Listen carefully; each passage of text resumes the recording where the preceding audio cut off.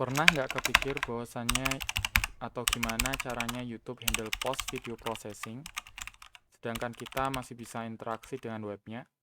Nah, yang mereka pakai itu sebuah sistem yang namanya Async Task Queue atau eh, antrian kerjaan yang asinkronus. Di video ini kita akan mengenal salah satu async task queues yang populer di Python. Dia adalah Celery. Secara garis besar, arsitekturnya adalah seperti ini. Dia memiliki producer yang mana kita gunakan ini untuk melakukan pendaftaran task.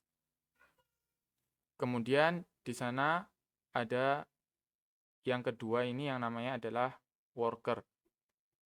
Worker ini kita atau di sini kita benar-benar mengeksekut task yang tadi didaftarkan oleh producer. Nah, hubungan antara dua ini adalah message broker. Message broker ini kita gunakan untuk semacam sistem antrian. Sehingga producer mengantrikan task A, B, C, D, dan worker di sini akan memonitor message broker. Message broker, oh ternyata di sana ada 4 task di sini. Nah, worker akan mengerjakan satu persatu daripada task yang ada. Nah, kita bisa lebih lanjut menggunakan sistem ini seperti menggunakan beberapa worker seperti di antrean customer service SIM card misalnya atau customer service bank misalnya. Maka ada beberapa antrean loket yang dikerjakan bersama-sama. Jadi A, B, C, D, task yang sama ada di message broker dan ini bisa dikerjakan di sini atau di sini atau di sini di tiga task yang berbeda. Ini bisa kita gunakan untuk di server A, server B, server C, atau kita gunakan di satu server yang sama, tidak masalah. Kemudian yang selanjutnya kita juga bisa kategorisasi task seperti ketika di klinik. Nah, di klinik pasien A ini sakit gigi, pasien B ini sakit jantung, pasien C ini sakit mata. Nah, worker di sini ini adalah kategorinya untuk sakit gigi, sakit mata, sakit jantung, sehingga yang sakit mata itu ke worker yang untuk sakit mata, yang sakit gigi ke sakit gigi, dan sakit jantung ke sakit jantung. Sehingga worker ini tidak multi talenta jadinya. Dia mengerjakan task yang spesifik untuk yang dikategorikan. Nah, ini fungsinya kategorisasi. Contohnya misalnya apa? Contohnya adalah klien pingin kirim newsletter kepada semua member. Ada 100k member. Maka dengan Celery ini kita bisa menggunakan sistem seperti ini. Pertama, user kirim permintaan ke server. Nah, server ini tidak mengerjakan secara langsung, ya, tapi cuman mengembalikan, oke, saya sudah daftarkan permintaan kamu, nanti kamu akan dapat notifikasi kalau sudah selesai. Nah, server juga mendaftarkan permintaan user ini ke task queue. Nah, di task queue nanti worker akan mengerjakan kerjaannya. Ketika selesai agak lama, kemudian dia akan kirimkan notifikasi ke user. Nah, di antara penggunaannya misalnya notifikasi, ya, notifikasi kita sudah dapat driver, notifikasi si user sudah menyelesaikan tugas, atau generate sertifikat ketika user sudah selesai melaksanakan tugasnya, atau buat thumbnail, post processing video seperti di YouTube, reporting, scraping, dan lain sebagainya. Nah, tapi di sana ada warning. Karena pendanaan terbatas dari Celery, dia tidak support Windows. Nah, alternatifnya apa? Kita bisa pakai WSL atau virtual machine di Windows kamu. Untuk setup Celery, yang paling pertama kita perlu tentukan itu adalah memilih message broker. Message broker itu ada beberapa, misalnya Redis dan mungkin RabbitMQ. Nah, di tutorial ini kita akan menggunakan Redis. Untuk Ubuntu, kita bisa menginstalnya dengan sudo apt install Redis. Untuk mengetahui dia sudah berjalan atau belum, maka kita perlu menjalankan Redis CLI. Nah, kalau kamu mendapatkan seperti ini, ada IP address dan ada portnya, ini artinya Redis sudah jalan dengan baik. Oke. Selanjutnya kita perlu install Celery dan Redis untuk komunikasi di Python-nya. Terserah mau pakai virtual environment atau tidak. Sebaiknya sih pakai virtual environment supaya tidak mengganggu project-project yang lainnya. Di sini saya menggunakan Python 3.9 untuk virtual environment-nya. Nah, instalasi Celery sama Redis-nya adalah seperti ini. Pip install Celery dan Redis. Oke, setelah instalasi selesai, maka kita perlu membuat Celery app. Celery app ini adalah instance dari objek yang bernama Celery. Gunanya apa? Gunanya ini untuk melakukan register task dan juga melakukan pengaturan task di Celery.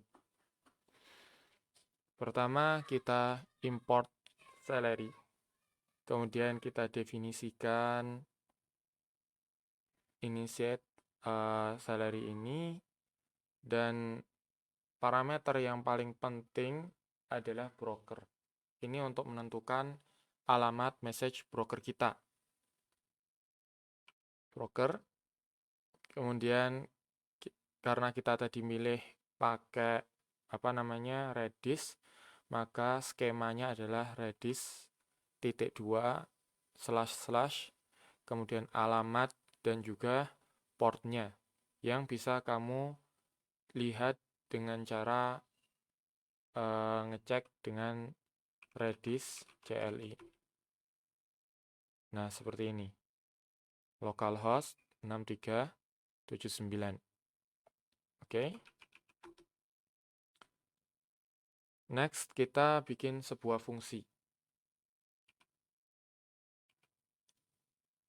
Di sini nggak benar-benar script price, tapi sekedar simulasi untuk semisal long task yang butuh 1000 detik. Nah, bagaimana kita melakukan atau menjadikan fungsi ini sebagai task Celery? Caranya adalah dengan menambahkan dekorator up task di atas fungsi yang kita miliki. Dengan dekorator ini, Celery akan melabeli fungsi ini sebagai sebuah task dengan nama modul di mana fungsi ini berada, dan nama fungsinya secara default. Sehingga ketika nama modulnya ini adalah Celery app dan nama fungsinya adalah script prices, maka Celery akan membuat nama atau mengidentifikasi fungsi ini dengan Celery app script prices. Dan kemudian dia juga akan melakukan meregister fungsi-fungsinya atau bukan fungsi-fungsinya. Meregister ininya apa? Argumennya. Meregister argumennya. Jadi misalnya di sini ada task yang lain, timer, task, dev send notification misalnya, maka Celery akan meregister dengan seperti ini, nama modul, nama fungsi, nama modul, nama fungsi. Kemudian juga berikut dengan argumen-argumennya. Baik itu adalah keyword argumen atau argumen biasa tanpa keywordnya. Untuk menjalankan Celery worker, maka kita perlu tahu apa nama aplikasinya. Atau aplikasi Celery itu apa sih? Aplikasi Celery adalah modul di mana kamu menginisiasi Celery object. Sehingga di contoh kita adalah di file yang namanya Celery app di root project. Bisa kita lihat di sini. Nah, namanya adalah Celery app di root project. Sehingga nanti app-nya adalah Celery app. Kita jalankan perintah Celery. Definisi aplikasinya adalah Celery app. Kemudian kita jalankan perintahnya yang kita inginkan dari Celery adalah worker. Dan kita tambahkan logger supaya kita tahu fungsi apa yang sedang berjalan. Kita cukup info aja karena kita hanya perlu tahu fungsi apa yang sedang berjalan, udah selesai atau belum. Enter. Nah, di sini kita bisa lihat ada task yang namanya adalah seperti yang tadi saya sebutkan, yaitu ini nama modul di mana task itu ada, dan ini adalah nama fungsinya. Dan kemudian seperti yang kita definisikan di file ini, brokernya adalah di localhost 6379 pakai Redis.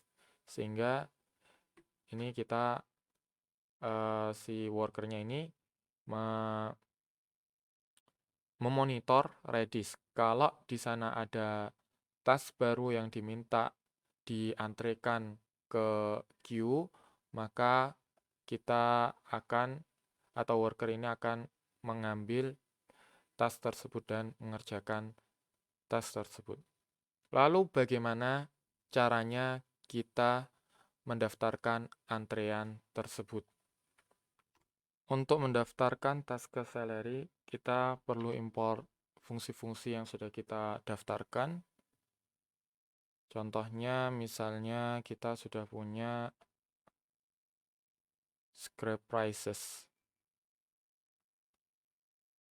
from Celery app, import scrap prices. Maka untuk menjalankannya kita perlu memanggil seperti ini, scrap prices, nama fungsi dot delay. Nah, di dalam delay ini kita isikan fungsi parameter fungsinya. Baik argumen aja atau menggunakan keyword argumen. Delay site name hello. Nah, ini meregister Celery task ke worker sebagaimana kamu dapatkan. Di sini mereturn async result ini juga, dan kamu lihat di sini di dia menjalankan prosesnya, ya, proses salary up, scrap prices diterima pada tanggal ini, pada waktu ini. Itu cara pertama, yaitu nama fungsi atau fungsi, kemudian dot, delay, kemudian argumennya. Apa yang terjadi ketika kita langsung memanggil fungsi tersebut? Prices, langsung memanggil seperti ini. Yang terjadi adalah salary fungsi ini akan dipanggil tanpa dikirimkan ke antrean seperti ini. Nah, jadi kamu nunggu nih. Nunggu sampai 1000 detik itu selesai dan kemudian baru nanti akan mendapatkan resultnya tanpa dikirimkan ke salary worker. Cara kedua adalah menggunakan metode apply async. Contohnya adalah semisal scrape prices apply async. Kemudian kita perlu memasukkan argumennya. Nah, gimana caranya memasukkan argumen? Kalau tadi kan tinggal masukkan argumen, list argumen, atau keyword argumen. Nah, kalau di apply async ini, kita perlu mengetahui bagaimana caranya. Nah, kalau kita ingin hanya memasukkan argumen aja, maka kita menggunakan seperti ini. Args, tuple, isinya adalah argumen pertama, kedua, dan ketiga secara berurutan. Arg 1, dan jangan lupa tambahi koma, karena kalau tidak, sama Python tidak dianggap sebagai tuple. Ya, berarti ini kalau string berarti dianggap sebagai string. Kalau kita mau memasukkan keyword arguments, maka daripada kita menggunakan keyword argument args ini, kita menggunakan quarks. Kemudian value-nya adalah dictionary, di mana key-nya adalah site name, yaitu nama argumen yang kamu definisikan di fungsi, dan value-nya adalah value yang mau kamu masukkan. Oke. Lebih ribet ya, tapi di balik keribetan ini ada beberapa kelebihan, yaitu kita bisa memasukkan beberapa option atau konfigurasi task seperti estimasi kapan task ini harus dilaksanakan. Misalnya 10 detik lagi, maka kita bisa nambahkan di sini countdown 10 detik lagi baru dijalankan. Enggak langsung dijalankan, tapi 10 detik lagi dijalankan. Atau kita kasih timeout misalnya. Timeout. Timeout-nya atau time limit, bukan timeout. Time limit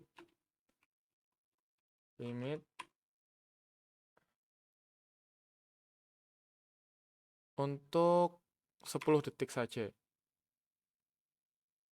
Sehingga kalau sudah lebih dari 10 detik, task akan di-cancel. Seperti itu. Dan lain sebagainya yang bisa kita lihat di dokumentasi, dan kita akan bahas satu persatu beberapa nanti di video-video selanjutnya. Nah, perhatikan nih, time limit adalah 10 detik.